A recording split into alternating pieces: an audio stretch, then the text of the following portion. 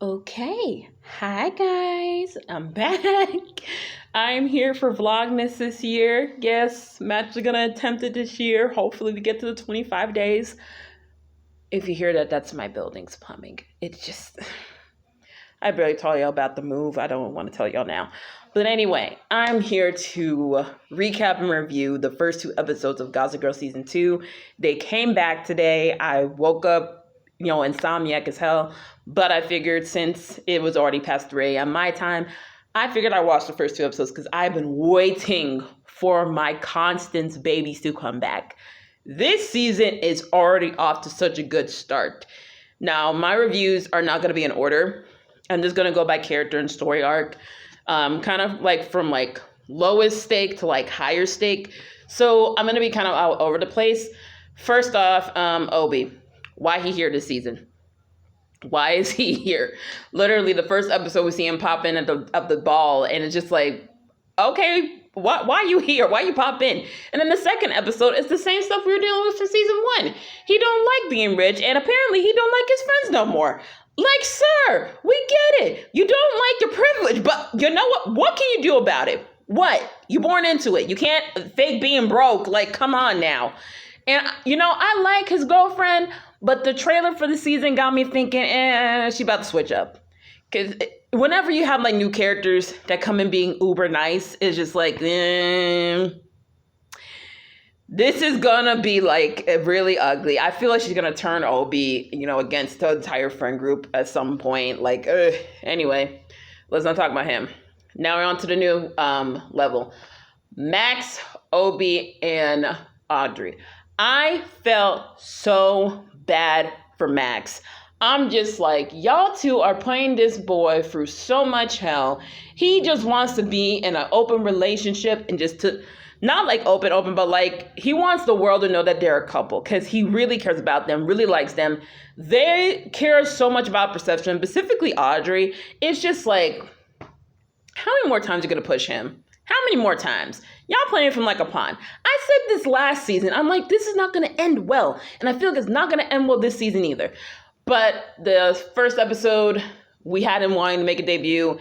And basically, it takes words of wisdom from Luna, who I need more of this season. Basically saying that they're not ready because Luna and Max are people who are open with themselves. And essentially, they're just like, give them time. And he does that. And he tries to distract himself, but ends up backfiring at his dad's really important dinner with this bigot of a witch person who, his dad is trying to get into like building like garden for the park in the city. That doesn't go any well. The dad's like, F y'all, we ain't doing this because y'all are just freaking bigoted and homophobic. It ain't worth it.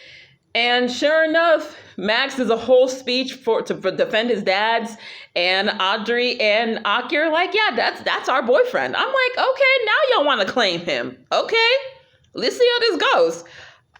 I have a soft spot for Max in my heart. I don't know why. It's just he wants to be loved. He wants to be loved. All right, on to my next group of people. Zoya and Shan. Listen, I said this at the end of season 1. I'm saying this now even after 2 episodes. I feel like Shan is having an unhealthy attachment to Zoya. The first episode, literally, she's immediately getting into scheming. I think she's taking advantage of the fact that Julian is living with her and Nick because of the whole thing with Davis, and her being ready to sabotage it in the name of just standing up for beliefs. It's like, Zoya, your sister feels happy. I know it's a mess, but it's like, oh my God, you're doing this out of full jealousy. And she acknowledges at the end of the episode. And then we get to episode 2 where she's lying to her dad again and lying to Shan because she hang out at Shan's house more with her family. We don't really know much about them. All we know is that Shan's grandma, I believe from her dad's side, comes from money. I feel like that's like not generational. I feel like it's that money where it's just like that generational family wealth that built from like the ground up. I feel like Shan's family is like a first gen family. I get that vibe. And I really want to meet her grandmother towards the end of the season. But basically, Zoya's dad, Nick, he hates anybody that has like any sort of like kind of wealth, like even if they black. I'm like, oh my God, you are so judgy. Now the paper plates and the chicken wings was a lot, yes, but it's like, oh my God, why are you so judgmental? Like, they just trying to be nice. They were fully okay with Zoya coming over. Like, really, Zoya and Nick got to work out their issues. Like, oh my God. Like, really, Zoya, you just bringing more people into this. You are just running away from your problems instead of addressing them. Nick, you have guilt of not giving her everything, and you feel like Shan and her family are giving her more, even though it's just like, family breakfast.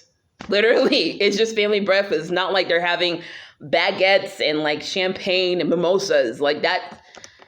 She just wants simple stability. My goodness. I feel like we're going to see them cross paths again later in the season. I feel like we're going to see it with Shan's dad, because I feel like there's more to the dad in regards to like him, being a black man with wealth, but also I feel like he's somebody that gives it back as well. And I think Nick is going to be the one with egg on his face to be like, wow, I shouldn't have judged. I'm just saying. And Zoya, you need to stop. You need to stop lying, mama, please. And I feel like with the later season, with the trailers we've gotten and the teasers, I feel like she's going to find out about the promotion, i.e. Davis handing over Julian's trust to him. So, yeah. Now on to the big stuff. Monet versus Julian. I'm just like, oh, God. I knew it was going to happen, but I didn't know it was going to be this crazy. So Monet basically enlists the help of Pip and Bianca, gets them transferred to the school. First episode, she gets Julian the dead ball only to sabotage her, but at the same time, Zoya sabotages it at the end too. She invites Davis to be her parental escort instead of Nick. I'm just like, you just hurting your best friend. Like, I know that you are somebody that wanted the power on the throne. I'm moving a candle. I know you're somebody that wanted the power, and that Julian basically said, hey, new year, new me. But it's like, you're willing to basically gut her like a fish to do it. Like, and even when she doesn't want to fight, it's just like, look, you can take it. You're like, no, I want to have the fight. I'm like, I don't want to just have it handed to me. I want to fight you for it. I'm like, Monet, like, I want you to go like full on Queen Bee. I'm like, this is too much. In episode 2, she has all these flyers declaring herself the queen. I'm talking too fast. I don't have Miss Girl, y'all. I'm just talking too fast. I'm just trying to get through this review because I only have a 10-minute cap mark.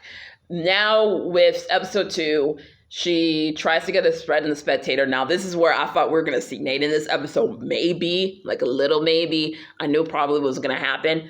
But basically, Julian takes the bait of sabotaging her dinner spread. And Monet basically is like, you fell for it. You took it. And basically, her and the other girls orchestrate a apparent like incident where she's pushed by Julian in the water. I'm just like, girl, this is getting psychotic. Like, oh my God. Also, Monet's mom.